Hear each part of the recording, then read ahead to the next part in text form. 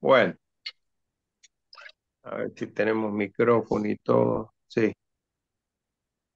Habíamos visto el párrafo uno y el párrafo 2 en la última clase, que ya ni me acuerdo cuándo fue hace 3 jueves atrás.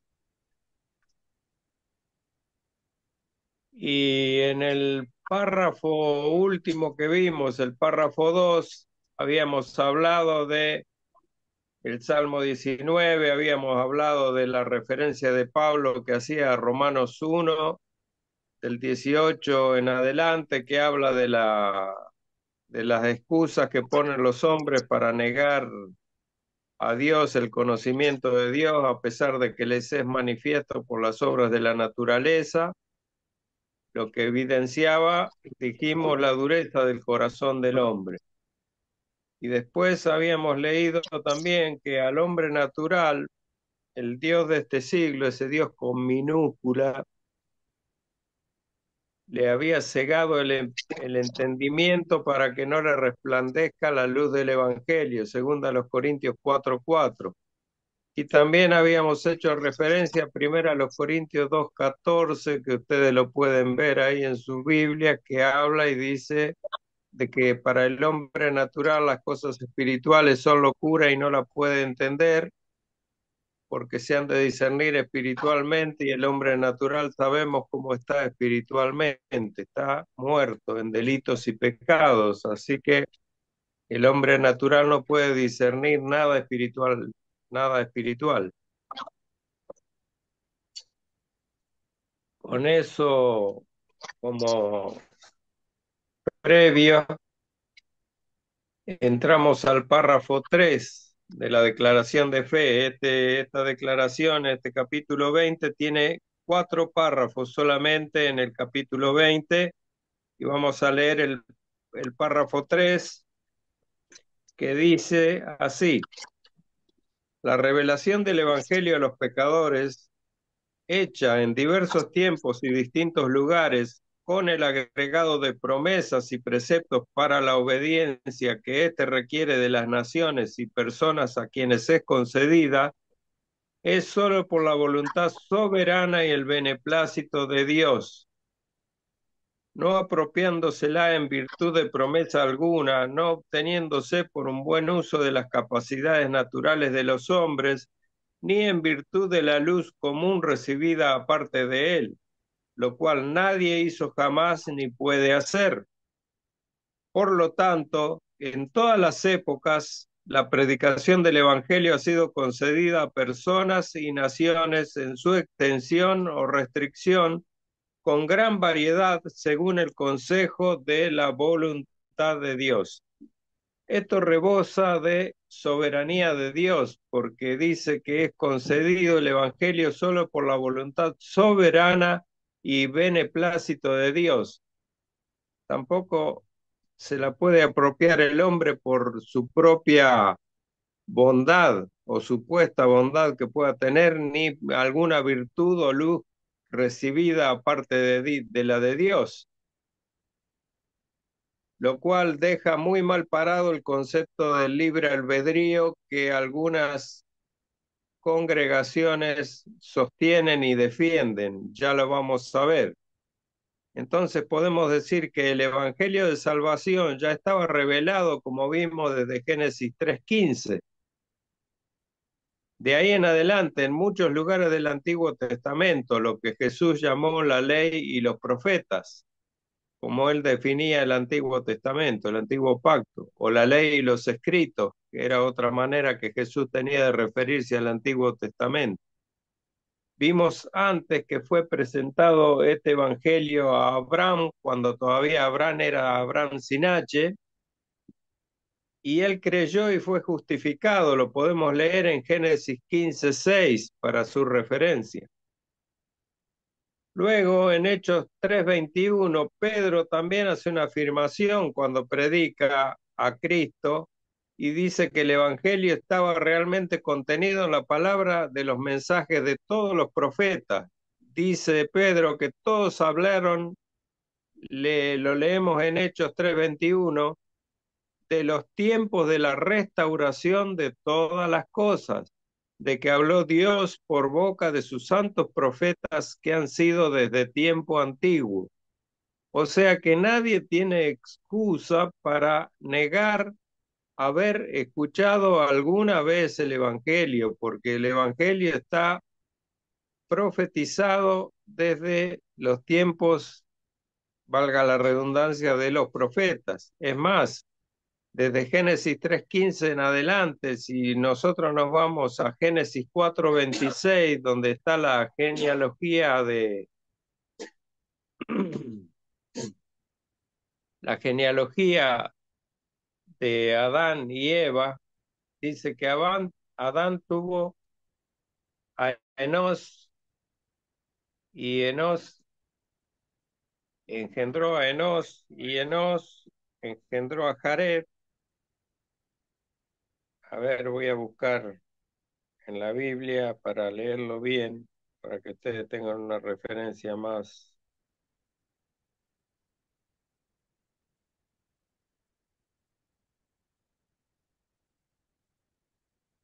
Génesis 4:26. Dice, y a Set también le nació un hijo y llamó su nombre Enos. Entonces los hombres comenzaron a invocar el nombre de Jehová. O sea, después de Génesis 3:15, después que Dios da el anuncio a la mujer y a Adán y también a la serpiente, los hombres ya quedaron con esta promesa, sabiendo de esta promesa. Adán y Eva quedaron sabiendo de esta promesa y su descendencia, en este caso la descendencia de Enos, el hijo de Set, dice que comenzó a invocar el nombre de Jehová. Ahí nació la primera oración, teniendo en cuenta que, reconociendo que había un ser superior. No por eso ellos pudieron alcanzar salvación, porque la salvación iba a venir después por Cristo únicamente. Pero ya tenían la promesa firme de la simiente de que iba a pisar la cabeza de la serpiente, como le dijo Dios a Eva. Entonces, en base a este conocimiento de antigua data, es que Dios exige, como dice la declaración de fe, exige por su voluntad soberana a las naciones obediencia a su evangelio y a sus preceptos, solo por su voluntad soberana, porque Él es Dios y es el creador, y ofreciendo promesas a cambio solo por gracia y por su buena voluntad. En Mateo 11:20, que es la referencia, la primera referencia que tiene la declaración de fe en este párrafo 3, Mateo registra las palabras de Jesús que dice, entonces comenzó a reconvenir a las ciudades en las cuales había hecho muchos de sus milagros porque no se habían arrepentido. Y a Jesús se está refiriendo aquí a las ciudades de Corazín y Betsaida, porque lo dice muy claramente, hay Corazín, hay Betsaida, y Tiro y Sidón, 4 ciudades, de las cuales las últimas dos, Tiro y Sidón, sufrieron el juicio de Dios, tal como lo profetizó alguien en el Antiguo Testamento unos 600, 700 años antes de Cristo. Me refiero a Ezequiel. Si van a Ezequiel 26, 18 al 21, ahí lo vamos a poder leer. Ezequiel 26, 18 al 21 dice, ahora se estremecerán las islas en el día de tu caída. Sí, las islas que están en el mar se espantarán a causa de tu fin, porque así ha dicho Jehová el Señor, yo te convertiré en ciudad asolada como las ciudades que no se habitan. Haré subir sobre ti el abismo y las muchas aguas te cubrirán. Y te haré descender con los que descienden al sepulcro como los pueblos de otros siglos y te pondré en las profundidades de la tierra como los desiertos antiguos con los que descienden al sepulcro, para que nunca más sea poblada, seas poblada, y daré gloria en la tierra de los vivientes. Y te convertiré en espanto y dejarás de ser, y serás buscada y nunca más serás hallada, dice Jehová el Señor. Este fue el fin de Tiro y Sidón, las dos ciudades tan prósperas que estaban en la costa norte norte de Jerusalén. Jesús sabía que tanto Tiro como Sidón habían presenciado su ministerio y sus milagros. Jesús anduvo mucho por ahí, por esos lugares, pero aún así no se habían arrepentido. Esto resalta la dureza del corazón y la falta de disposición de estas ciudades a escuchar y responder al mensaje de Jesús. Y dijimos que Dios exige obediencia a sus preceptos. Ellos no querían saber nada. Muestra esto incluso a aquellos que tienen más oportunidades de escuchar y ver los milagros de Jesús, pueden permanecer obstinados en su incredulidad, aunque vean los milagros, aunque esté entre ellos Jesús haciendo milagros, endurecen su corazón y no quieren creer. Y confirman así la veracidad de las Escrituras en cuanto a que si no hubiera obrado la elección incondicional de parte de Dios para elegir desde antes de la fundación del mundo a gente para poder predicarle el Evangelio y que ellos creyeran para que el llamamiento eficaz fuera realmente eficaz en ellos, todos se hubieran condenado a la eterna perdición. O sea que los escogidos, gracias a que Dios ha hecho esta elección desde antes del comienzo de la historia de la humanidad, es lo que ha permitido que nosotros hoy estemos aquí escuchando esta enseñanza. Por ejemplo, que seamos iglesia. Porque dice Dios que todo el designio en el corazón del hombre es de continuo solamente el mal. Eso lo dice en Génesis 6:5. Y dice que le pesó en su corazón haber creado al hombre, pero el hombre es así. El hombre es duro de corazón. En el, en el apartado 2 del párrafo 3 leemos que no apropiándose en virtud de promesa alguna, no obteniéndose por el buen uso de las capacidades naturales de los hombres, ni en virtud de la luz común recibida aparte de él, lo cual nadie hizo jamás ni puede hacer. O sea, no es por el hombre mismo que el hombre puede acercarse a Dios, venir a Dios a buscar salvación. Por este motivo, en este párrafo se hace referencia a Romanos 3 del 10 al 12. Romanos 3 del 10 al 12, donde Pablo cita el Salmo 14 y dice, como está escrito, refiriéndose a este Salmo, Salmo 14, 2 y 3, o del 1 al 3, si quieren ustedes pueden leerlo y darse cuenta que es lo que está parafraseando Pablo aquí. No hay justo ni aun uno, dice Pablo, no hay quien entienda. No hay quien busque a Dios, y esto tal cual es lo que dice Dios en el Salmo, los versículos 2 y 3. Dice, todos se desviaron, a una se hicieron inútiles, no hay quien haga lo bueno, no hay ni siquiera uno. Aquí el apóstol resalta toda la conducta de los hombres desde siempre, la cual no ha cambiado sino para empeorar, no para mejorar. En 9 ocasiones Pablo emplea ni a un uno y todos para mostrar la universalidad del pecado y la rebelión de todos los seres humanos, en este escrito que él habla en Romanos 3, 10 al 12. Esto debería ser un argumento convincente para todos aquellos que defienden, se dicen evangélicos de sana doctrina, pero defienden el libre albedrío porque lamentablemente no aceptan la elección incondicional, no aceptan la predestinación. Para ellos es una mala palabra. No la quieren aceptar. Por más que la Biblia hable de elección incondicional, hable de elección previa, de que Dios escogió desde antes de la fundación del mundo para predestinarlos a salvación. Aún así lo niega. Entonces, ellos dicen que el hombre, el libre albedrío del hombre lo capacita para hacer lo bueno y hasta para buscar a Dios. Y vemos que la Biblia está diciendo totalmente lo contrario. Dice que pueden buscar a Dios o rechazarlo por su propia voluntad.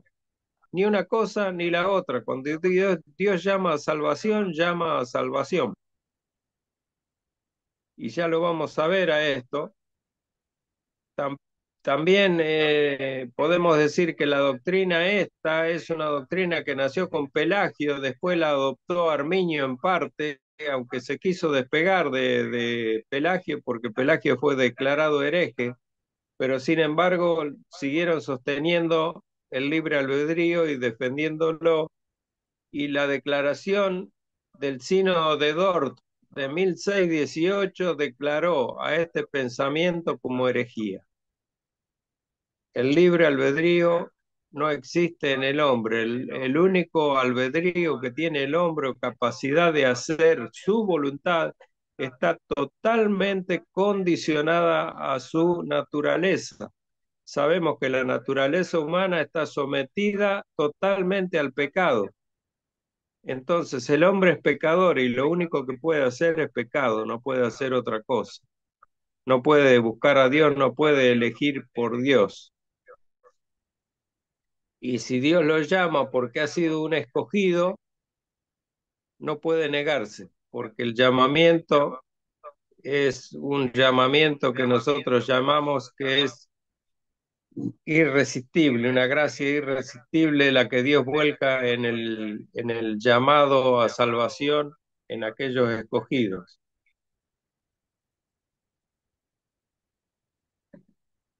Pensar en el libre albedrío como tal, como que existe y que el hombre lo tiene y lo puede ejercer, es ir en contra de la doctrina bíblica, como vemos y como escribe Pablo en Romanos 8, por ejemplo. Romanos 8, 7 y 8, que dice, por cuanto los designios de la carne son, ¿qué? Enemistad contra Dios, porque no se sujetan a la ley de Dios ni tampoco pueden. Y los que viven según la carne no pueden agradar a Dios. Si estamos hablando de alguien que es un inconverso, un impío, aún fuera elegido o no fuera elegido, fuera escogido o no escogido, aún antes de ser llamado a salvación, está en la carne, porque eso es lo que dice Efesios 2:1. Estabais muertos en vuestros delitos y pecados, y desde ahí nos sacó Dios a salvación. Pero en ese estado de carnalidad y enemistado con Dios, no tenemos el, el albedrío para sujetarnos a la ley de Dios, porque no podemos, porque ya leímos 1 Corintios 2:14 que dice que es locura para el hombre natural entender las cosas espirituales. Las cosas espirituales para él son locura, no la pueden entender. Entonces está demostrado que no pueden sujetarse a lo que Dios exige simplemente porque estamos muertos espiritualmente en esa condición. Si Dios no nos da vida, nosotros seguimos muertos y seguiremos muertos hasta el fin de los tiempos. Y para, para él las cosas espirituales son locura. En Efesios 2:1 dice que hasta que Dios por su gracia le da vida a los que Él escogió desde antes de la fundación del mundo, estamos muertos, estábamos muertos. Yo estaba muerto, Daniel estaba muerto, Rosana, Diego, todos estábamos muertos en nuestros delitos y pecados, pero fuimos regenerados por el Espíritu Santo, ya lo vamos a ver ahora. En Romanos 9:10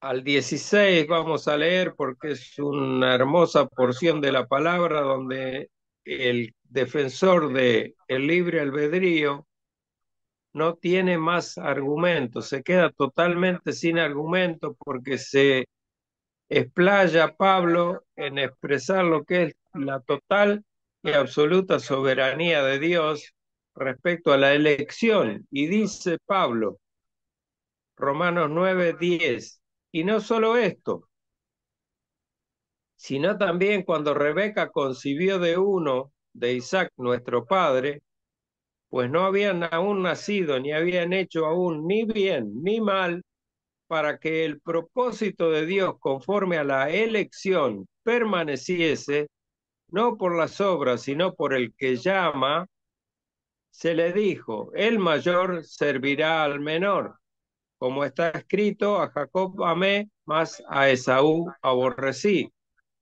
¿Qué pues diremos? Dice Pablo, que hay injusticia en Dios en ninguna manera, pues a Moisés dice, tendré misericordia del que yo tenga misericordia y me compadeceré del que yo me compadezca. Así que no depende del que quiere ni del que corre, sino de Dios que tiene misericordia. Me parece que está muy claro. Todo depende de Dios, el llamamiento depende de Dios, la salvación depende de Dios, la conversión del impío y la regeneración es una obra poderosa, portentosa, pero viene solamente de parte de Dios, no viene de parte del hombre, ni el deseo de ser salvo viene de parte del hombre. Por lo tanto, este hombre natural no posee libre albedrío, sino una voluntad cautiva de su naturaleza, como dijimos recién, irremisiblemente muerto espiritualmente como Adán y su descendencia después de caer en la desobediencia del fruto prohibido. El hombre quedó por siempre esclavizado al pecado e inclinado solamente a hacer lo malo, como leímos recién de Génesis 6:5, porque los designios del corazón de ellos era solamente que hacer el mal, no buscar a Dios. Con eso terminamos el párrafo 3, vamos al párrafo 4. Leo el párrafo 4 de la declaración. Aunque el Evangelio es el único medio externo para revelar a Cristo y la gracia salvadora, y es como tal completamente suficiente para este fin, para que los hombres que están muertos en sus delitos puedan nacer de nuevo, ser vivificados o regenerados, es además necesaria en toda su alma una obra eficaz e insuperable del Espíritu Santo, con el fin de producir en ellos una nueva vida espiritual. Sin esta, ningún otro medio puede efectuar su conversión a Dios. Si no es por la obra portentosa del Espíritu Santo, eficaz e insuperable, dice la declaración de fe, no se puede efectuar una conversión a Dios, por más que el hombre quiera o quiera expresar de alguna manera el que busca a Dios. Es imposible. Y en primera Romanos 1:16 y 17 y segunda, perdón, y Juan 6:44, primera a los Corintios 1:22, 24 y segunda a los Corintios 4:4 al 6, vamos a ver esta realidad. Vamos a desarrollar un poquito el tema de lo que dice el encabezado de la declaración de fe. Pablo magistralmente hace esta declaración en la carta a los Romanos 1:16, 17. Dice Pablo, porque no me avergüenzo del evangelio porque es poder de Dios para salvación de todo aquel que cree, al judío primeramente y también al griego, porque en el Evangelio la justicia de Dios se revela por fe y para fe, como está escrito, más el justo por la fe vivirá. Y Pablo habla de poder, pero no poder del hombre, poder de Dios, dice Pablo. Es poder de Dios el Evangelio del que no se avergüenza Pablo, no es solo el único medio que eligió Dios para despertar a sus escogidos y para darle nueva vida espiritual, sino que está investido del poder de Dios, obrando a través del Espíritu Santo que habita en la llenura de aquel que está predicando el Evangelio, ¿verdad?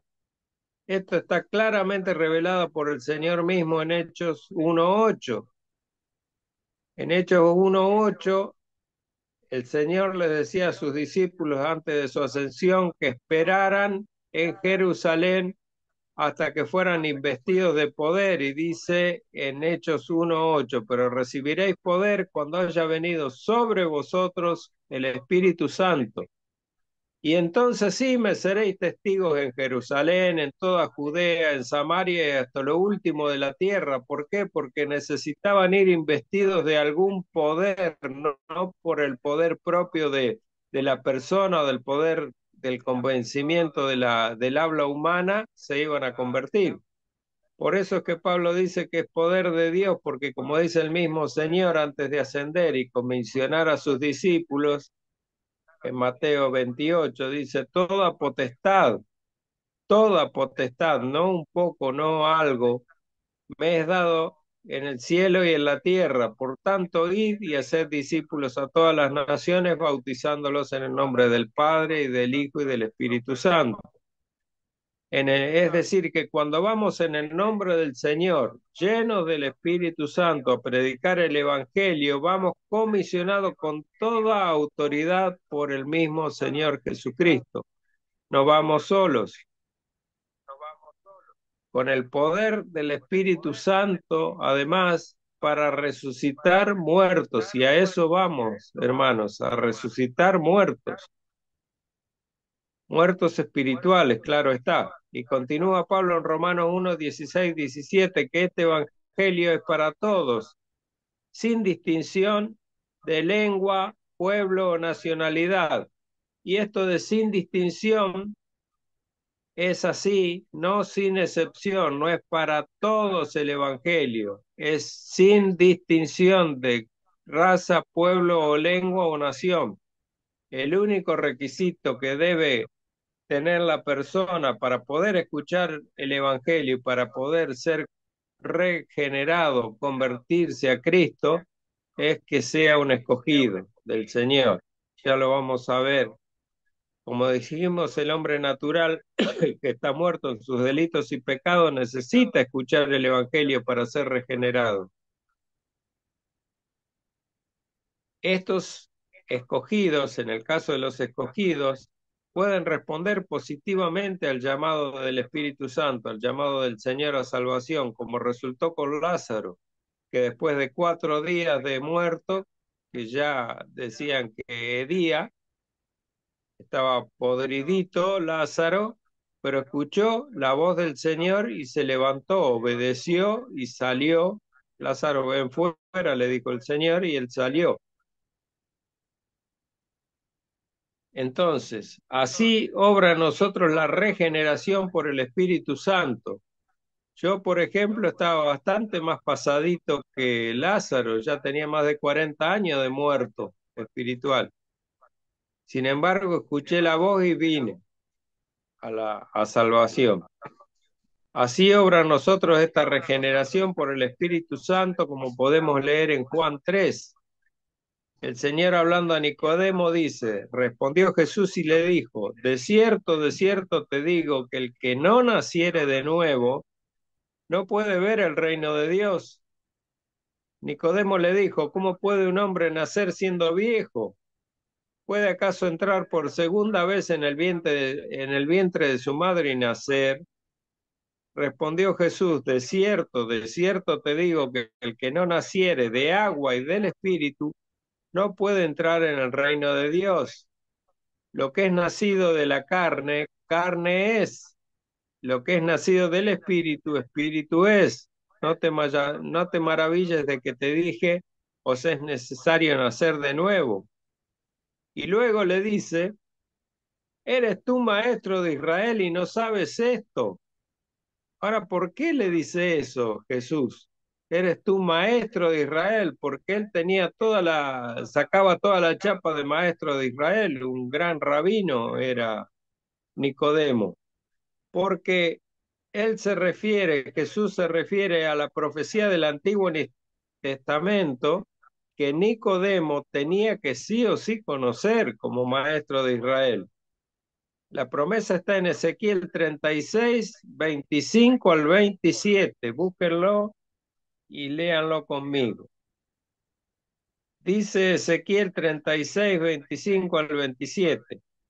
Esparciré sobre vosotros agua limpia, y seréis limpiados de todas vuestras inmundicias, y de todos vuestros ídolos os limpiaré.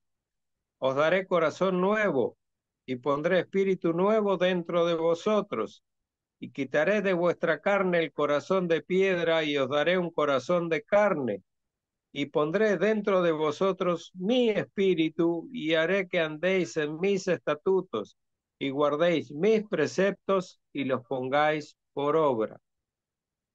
Ese es el nuevo nacimiento.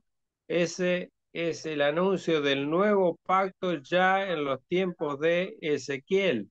Así que figúrense que ya el Antiguo Testamento contenía un evangelio bastante claro para que pudieran creer, arrepentirse y creer en aquel que iba a venir y podrían así ser salvos.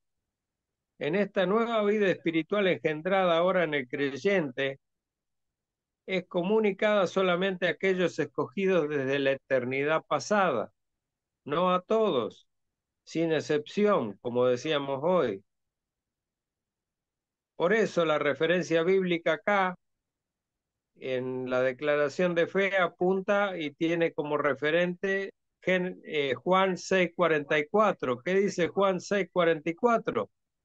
Dice el Señor, ninguno puede venir a mí si el Padre que me envió no le trajere, y yo le resucitaré en el día postrero. Y ese trajere no es un trajere porque yo quiero o voy, y es una invitación. En el original griego tiene una acepción que significa algo así como si el Padre no lo arrastrara hacia mí. O sea, no tiene forma de negarse la persona escogida a escuchar el Evangelio de salvación. Y no puede simplemente, ¿por qué no puede venir solo si no lo trae Dios, el Padre? Porque está muerto. No puede porque está muerto y el muerto no puede nada. Y como dijimos que él es muerto no físicamente, sino espiritualmente, para el hombre natural dijimos que las cosas espirituales son locura y no las puede entender, así que el hombre muerto espiritualmente no puede atender a nada de lo que pueda provenir de Dios, ni siquiera su llamamiento. Esta no es una invitación de Dios que pueda aceptar o rechazar. No puede resistir esta gracia de Dios y rechazar a Dios, porque el hombre no tiene el control, lo tiene Dios en la salvación. Cuando Dios llama es porque Él ha escogido a la persona que está llamando y la persona escogida responde.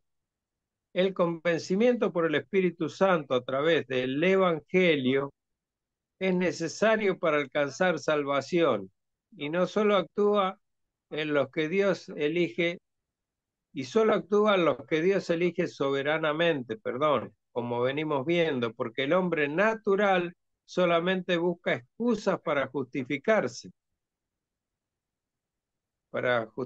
su incredulidad y como lo podemos ver en una referencia que yo anoté acá, que es primera los Corintios 1, 22, 24, que es también la referencia que nos da la declaración de fe que dice, porque los judíos, ¿qué piden los judíos para creer? Piden señales. El Señor les había dado señales a rolete, le había dado señales hasta el cansancio, pero ellos seguían pidiendo señales. ¿Qué señal haces para que te creamos? Decía en Juan 6. Y los griegos, ¿qué buscan? Sabiduría. Pero nosotros, dice Pablo, predicamos a Cristo crucificado, para los judíos ciertamente tropezadero y para los gentiles locura. Mas para los llamados, así judíos como griegos, Cristo es poder de Dios y sabiduría de Dios. Para los judíos la encarnación, muerte y resurrección de Cristo fue piedra de tropiezo, como leemos en Romanos 9, 31 al 33, que Pablo escribe, mas Israel, que iba tras una ley de justicia, no la alcanzó. ¿Por qué? Porque iban tras ella no por fe, sino como por obras de la ley, porque tropezaron en la piedra de tropiezo, como está escrito. He aquí pongo en Sión piedra de tropiezo y roca de caída, y el que creyere en él no será avergonzado. Los judíos eran muy literales en muchas cosas y creían que podían cumplir con la ley, creían que podían obedecer la ley, creían que podían alcanzar salvación obedeciendo la ley. Por eso Nicodemo era tan literal cuando Jesús le dijo, debes nacer de nuevo, y no entendía absolutamente la profecía de Ezequiel, que él ya la debía conocer. Lo que pasa es que no la entendía, nunca la entendió. Nunca entendió los rociaré con agua, los lavaré, le cambiaré el corazón de piedra y le pondré un corazón de carne. Pondré mi espíritu dentro de vosotros y haré que anden en mis estatutos. No entendía absolutamente nada, como hoy tampoco entienden absolutamente nada los judíos. Entonces, Pablo luego nos trae la verdad acerca de la incredulidad del hombre natural. ¿Por qué el hombre natural es tan duro, tan cargado de dureza? Además de estar muerto espiritualmente, el hombre natural está cegado por el Dios de este siglo, por Satanás, el Dios con minúscula. Le dije que íbamos a leer 2 Corintios 4, 4 al 6.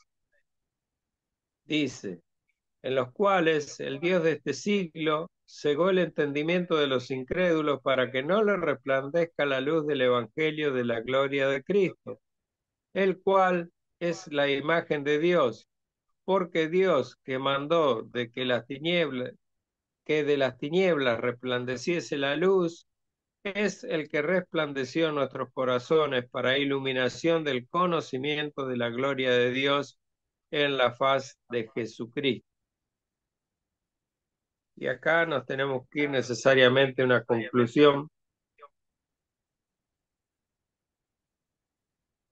porque la dureza del hombre, fíjense que está no solo en el hombre que no cree, sino en muchos maestros del libre albedrío que niegan la elección de Dios previa a la historia humana y niegan también con mucho más énfasis la predestinación para salvación, cosa que si leemos Efesios a partir del versículo 3 en adelante, Pablo lo habla muy claro, absolutamente claro, y no se puede negar, es una doctrina innegable. Pero esta gente parada en una teología antropocéntrica, ellos piensan que Dios tiene algún problema de parcialidad, de que a algunos elige y a los otros los elige para condenación. Esto da lugar a a una parte de la teología que se llama doctrina de la doble predestinación, en la que no voy a entrar, pero es una doctrina que adoptan los llamados hipercalvinistas. Ellos dicen que hay personas elegidas por Dios para salvación y personas elegidas por Dios para condenación. Dios no elige personas para condenación porque el hombre se condena absolutamente solo. por la dureza de su corazón, por el estar inclinado al mal y por no tener otra inclinación más que la de hacer pecado, solo se condena a la perdición eterna. Dado esta condición del hombre tan irreversible por él mismo, Dios lo que hace es elegir desde antes de la fundación del mundo quienes iban a entrar dentro de lo que es el pacto de redención, escribiendo su nombre en el libro de la vida. Eso es lo que hace Dios, para que no todo se pierda. Y cuando Dios habla de que Él no tarda su promesa, como algunos la tienen por tardanza, como dice Pedro en su carta, que lo toma uno de los pastores que tomaba esto para enseñar el por qué él estaba en desacuerdo, en total desacuerdo con la predestinación, era el pastor Adrián Roger. Adrián Roger decía, porque en Pedro dice que él no tarda su promesa como algunos tienen por costumbre, sino que quiere que todos procedan al arrepentimiento y que todos se salven. Pero ese todo no es todo sin excepción, es un todo sin condición. Sin condición, ¿por qué? Porque ese todos abarca todo pueblo y nación de todo el mundo dentro de sus escogidos, de los escogidos de Dios. Lo explica claramente Pablo en Romanos 1, 16, 17, cuando dice, no me avergüenzo del Evangelio porque es poder de Dios. ¿Para qué? Para salvación de todo aquel que cree. Pero ese todo aquel es todo el universo de escogido desde antes de la fundación del mundo. Esos son esos todos, que son los mismos, todo aquel que cree no se pierda, mas tenga vida eterna, de Juan 3:16. O sea, todo se refiere a todos los escogidos, no a todos sin excepción de toda la humanidad. Pensar que esto se refiere a todos los escogidos de todo el mundo, de toda la humanidad, de todos los tiempos, es universalismo, y sabemos que el universalismo no es bíblico, porque Dios tiene un infierno preparado para todos aquellos que son rebeldes a su voz, para todos aquellos que no quieren venir a Él en arrepentimiento y fe. ¿Y por qué lo va a tener si todos van a ser salvos? Además, si Cristo, en el punto más álgido de los 5 puntos del tulip, que es el punto 3, la redención particular, o llamado también expiación limitada, Cristo murió por su pueblo, no murió por toda la humanidad. Imagínense que hubiera muerto por toda la humanidad, Dios sería injusto en ese caso, porque ¿cómo va a permitir que vayan personas al infierno si ya son salvas? ¿Cómo lo va a condenar 2 veces? Dios no hace eso, no hace, nunca lo hizo, nunca lo pensó. El plan de redención está pensado para que Cristo muriera por su pueblo. Conclusión, el único medio para llevar la luz a los perdidos, ¿cuál es? El Evangelio, no hay otro, que obran los escogidos una gracia irresistible y obra la regeneración por el Espíritu Santo, ese poder magnífico, insuperable, irrepetible. El Evangelio es la única opción para que el escogido escuche el llamado de Dios a salvación, porque así como Dios escoge a algunos para salvación, escoge también el medio por el cual se van a salvar, y el medio por el cual se van a salvar es el Evangelio. Ese es el llamado de Dios a salvación, por medio del Evangelio. Cuando Él venga, dice Juan 16:18, convencerá al mundo de qué? De pecado, de justicia y de juicio. Le decía Jesús a sus discípulos, me conviene que yo me vaya para que Él venga. Y cuando Él venga, ¿qué va a hacer? Va a convencer al mundo de pecado, de justicia y de juicio. Va a permitir que los escogidos abran los ojos espirituales y puedan ser regenerados, viniendo a Dios en arrepentimiento y fe. Resumiendo, el hombre impío únicamente puede ser salvo siendo escogido. Efesios 1, del 3 al 5.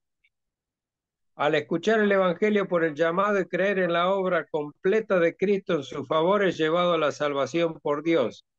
Juan 6:44 y 2 Timoteo 1:9. Por la regeneración en el Espíritu Santo, según Efesios 2:8 y 9 y Tito 3:5. Se arrepiente y es justificado. No por obra de justicia que nosotros hubiéramos hecho, dice Tito, sino por el lavamiento de la palabra, por la regeneración en el Espíritu Santo. Por eso somos salvos. Y aquí terminamos con el párrafo 4, que es el último del capítulo 20, así que estoy abierto a sus preguntas y a sus comentarios.